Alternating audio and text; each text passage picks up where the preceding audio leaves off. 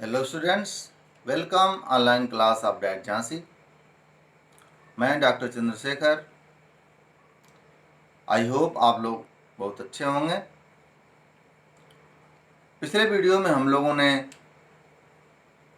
शैक्षिक प्रबंधन के अंतर्गत कक्षा कक्ष प्रबंधन यानी क्लासरूम मैनेजमेंट के बारे में अध्ययन किया था, जिसमें हम लोगों ने यह समझ विकसित की थी कि शिक्षक और छात्र की सहभागिता के बिना कक्षा कक्ष प्रबंधन सफल नहीं हो सकता।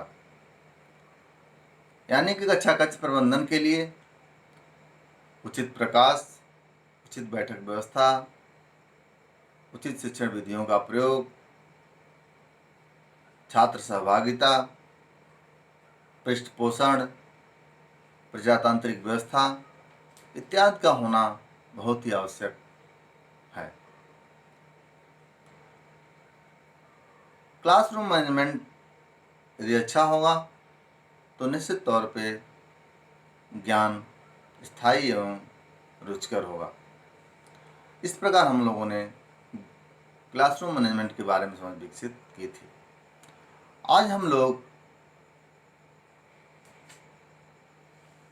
महत्वपूर्ण टॉपिक है जिसको शिक्षण अधिगम सामग्री प्रबंधन के नाम से जाना जाता है, जिसको अंग्रेजी में टीचिंग लर्निंग मटेरियल प्रबंध मैनेजमेंट कहते हैं, जिसको शॉर्ट रूप में टीएलएम मैनेजमेंट भी कहते हैं। प्रत्येक विद्यालय के लिए शिक्षण अधिगम सामग्री प्रबंधन बहुत ही आवश्यक होता है। टीएलएम के प्रयोग के बिना शिक्षण प्रभावी नहीं होता है, जिससे छात्रों का सर्वांगीण विकास हो सके। शिक्षण अधिगम सामग्री के बिना शिक्षण अधूरा होता है। उत्तर प्रदेश बेसिक शिक्षा परियोजना एवं जिला प्राथमिक शिक्षा कार्यक्रम के द्वारा प्रत्येक वर्ष प्रत्येक विद्यालय को 500 रुपया टीएलएम के लिए दिए जाते हैं। बीआरसी एवं एनपीआरसी स्तर पर टीएलएम का निर्माण किया जाता है, जिससे प्रत्येक विद्यालय में शिक्षण को प्रभावी बनाया जा सके और बच्चों के लिए रुचिकर बनाया जा सके। प्राचीन काल में शिक्षकों के द्वारा शिक्षण लिखित और मौखिक रूप से किया जाता था। उस समय विशेष शिक्षण विधियों का या शिक्षण अधिगम सामग्री का प्रयोग नहीं किया जाता था, अर्थात व्याख्यान विधि का प्रयोग किया जाता था। धीरे धीरे व्यवस्था में परिवर्तन आया और शिक्षक और छात्र को समान महत्व दिया जाने लगा, और जो शिक्षण प्रक्रिया थी या शिक्षण विधि थी वो शिक्षक केंद्रित न होकर छात्र केंद्रित होने लगी, जिससे बच्चों के रुचि के अनुसार शिक्षण कराया जाने लगा और यह शिक्षण निश्चित रूप से प्रभावी होने लगा, जिससे शिक्षण अधिगम सामग्री की उपयोगिता दिनों प्रतिदिन बढ़ने लगी। यानी कि उसी समय शिक्षण अधिगम सामग्री की अवधारणा का विकास हुआ। कुछ समय बाद शिक्षण अधिगम सामग्री का प्रयोग इतनी तीव्रता से हुआ कि आज निश्चित रूप से इसकी उपयोगिता बहुत ही बढ़ गई है। जैसे हम बात करें कि आप इस टीएलएम को देख रहे हैं, इस टीएलएम में फ्रूट्स के नाम दिए गए हैं। जैसे इसमें पहला फ्रूट्स है सेब। इस सेब को हम ऐसे बताते हैं कि बच्चों, सेब की अंग्रेजी एप्पल होती है, तो बच्चा उतना इंटरेस्ट तरीके से नहीं सीखेगा और उसका ज्ञान स्थायी न होगा। लेकिन यदि हम इस चार्ट के माध्यम से उसको दिखाते हैं, बेटा बताओ ये क्या है, तो बोलेगा एप्पल। और एप्पल को फिर बताएंगे, एप्पल की इंग्लिश जो है APPLE होती है, इसका एप्पल मतलब सेब होता है, तो निश्चित रूप से उसका ज्ञान स्थायी होगा और वो रुचि के साथ पढ़ेगा। ऐसे ही मान लीजिए केला के बारे में बताना है, तो ऐसे हम कहते हैं कि केला की अंग्रेजी जो है बनाना होती है, लेकिन वैसे उसको उतना इंटरेस्ट पैदा नहीं होगा। लेकिन इस चार्ट के माध्यम से दिखाते हैं उसको, तो ये पूछेंगे बेटा क्या है, तो बताएगा केला है। केला की अंग्रेजी हम बताते हैं कि बनाना होती है, तो निश्चित रूप से उसका इंटरेस्ट बढ़ेगा और वो जो है उसका ज्ञान स्थायी होता है। इस प्रकार सभी फलों के नाम, सभी पशुओं के नाम, सभी जितनी भी आसपास की वस्तुएं हैं उसे उसको ज्ञान कराना होगा। तो निश्चित रूप से यदि टीएलएम का प्रयोग करते हैं तो उसका इंटरेस्ट बढ़ेगा और उसका ज्ञान स्थायी होगा। इस प्रकार हम लोगों ने टीएलएम की अवधारणा पर समझ विकसित की। अब हम टीएलएम के बारे में कुछ परिभाषाएं हैं, उसके बारे में देखते हैं।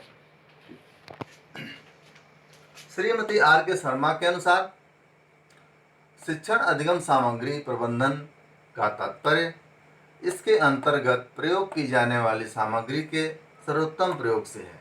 यानी कि शिक्षण अधिगम सामग्री प्रबंधन का तात्पर्य है कि शिक्षण अधिगम सामग्री के अंतर्गत जो भी प्रयोग की जाने वाली सामग्री होती है उसका सर्वोत्तम प्रयोग किया जाए। सर्वोत्तम प्रयोग से है, सर्वोत्तम टीचिंग लर्निंग मटेरियल का सर्वोत्तम प्रयोग होगा तो निश्चित रूप से प्रबंधन अच्छा होगा, ये कहना है श्रीमती आर के शर्मा जी के अनुसार। अब हम बात करते हैं उद्देश्य की। निश्चित तौर पे प्रत्येक विद्यालय के लिए शिक्षण अधिगम सामग्री का महत्व दिनों प्रतिदिन बढ़ता जा रहा है और आज के समय की मांग है कि शिक्षण अधिगम सामग्री के द्वारा ही शिक्षण कराया जाए, जिससे बच्चों का इंटरेस्ट बना रहे और ज्ञान स्थायी हो। तो आइए इसके उद्देश्य के बारे में समझ विकसित करते हैं। पहला उद्देश्य है इसकी गुणवत्ता का विकास किया जाता है, जिससे इसका प्रयोग सफलतापूर्वक किया जा सके। यानी कि शिक्षण अधिगम सामग्री प्रबंधन के द्वारा क्या किया जाता है, शिक्षण अधिगम सामग्री की गुणवत्ता का विकास किया जाता है। यानी कि शिक्षण टीएलएम की क्वालिटी अच्छी होगी तो निश्चित रूप से बच्चों का इंटरेस्ट बढ़ेगा और जिससे रुचि लेंगे, जिससे इसकी प्रयोग सफलतापूर्वक किया सके, जिससे कि उसका प्रयोग सफलतापूर्वक हो सकता है। दूसरा है रुचिपूर्ण शिक्षण अधिगम प्रक्रिया का विकास करना, जिससे छात्र इस सामग्री के अध्ययन में रुचि ले सके। यानी रुचिपूर्ण शिक्षण अधिगम सामग्री रुचिपूर्ण शिक्षण अधिगम प्रक्रिया का विकास करना, जिससे छात्र इस सामग्री के अध्ययन में रुचि ले सकें। यानी कि शिक्षण अधिगम सामग्री प्रबंधन के द्वारा रुचिपूर्ण शिक्षण अधिगम प्रक्रिया का विकास होगा और छात्र इस सामग्री के अध्ययन में रुचि लेंगे। इसके बाद तीसरा है इसके प्रबंधन से कम लागत में अच्छे टीएलएम तैयार किए जाते हैं। यानी कि शिक्षण अधिगम सामग्री का प्रबंधन किया जाएगा तो निश्चित रूप से प्रबंधन इसीलिए किया जाता है कम लागत में अच्छे टीएलएम तैयार हो सके। नेक्स्ट है उद्देश्य इसका शिक्षण अधिगम प्रक्रिया को रुचिपूर्ण एवं प्रभावी बनाना। तो यदि शिक्षण अधिगम सामग्री का प्रबंधन अच्छा होगा तो क्या होगा, प्रक्रिया को रुचिपूर्ण और प्रभावी बनाया जा सकता है। नेक्स्ट है इसके प्रबंधन में प्राप्त अनुदान धनराशि के सदुपयोग पर विचार किया जाता है। यानी कि शिक्षण अधिगम सामग्री का प्रबंधन यदि किया जाएगा, मैनेजमेंट किया जाएगा तो निश्चित तौर पे अनुदान जो होगा उसका सदुपयोग को विचार किया जाएगा ताकि कम धन में अधिक से अधिक टीएलएम तैयार हो सके। इसके बाद है इसके प्रबंधन से अधिगम को स्थायित्व प्रदान किया जाता है। यानी कि यदि टीएलएम का प्रबंधन अच्छा होगा तो स्थायित्व ज्ञान में आएगा। नेक्स्ट है इसके प्रबंधन के द्वारा यह निश्चित किया जाता है कि विद्यालय में उपलब्ध संसाधनों तथा प्राकृतिक वस्तुओं को टीएलएम के रूप में प्रयोग किया जा सके। इसके प्रबंधन के द्वारा यह किया जाता है विद्यालय में जो भी भौतिक संसाधन, मानवीय संसाधन, क्या संसाधन है उनका टीएलएम के रूप में उपयोग किया जाता है। नेक्स्ट है लास्ट है कि शिक्षण अधिगम को सामग्री के प्रबंधन द्वारा ऐसी शिक्षण सामग्रियों को अधिक प्रयोग में लाया जा सके जो कम लागत पर निर्मित किया सके। यानी कम लागत की भी शिक्षण अधिगम सामग्री को उपयोग में लाया जा सकता है। इस प्रकार हम लोगों ने देखा शिक्षण अधिगम सामग्री के द्वारा निश्चित तौर पे हम अधिगम को स्थायी बना सकते हैं अधिगम को रुचिकर बना सकते हैं। और हम आशा करते हैं कि आप सभी लोग अपने शिक्षण लाइफ में, टीचिंग लाइफ में इसका उपयोग करेंगे। धन्यवाद।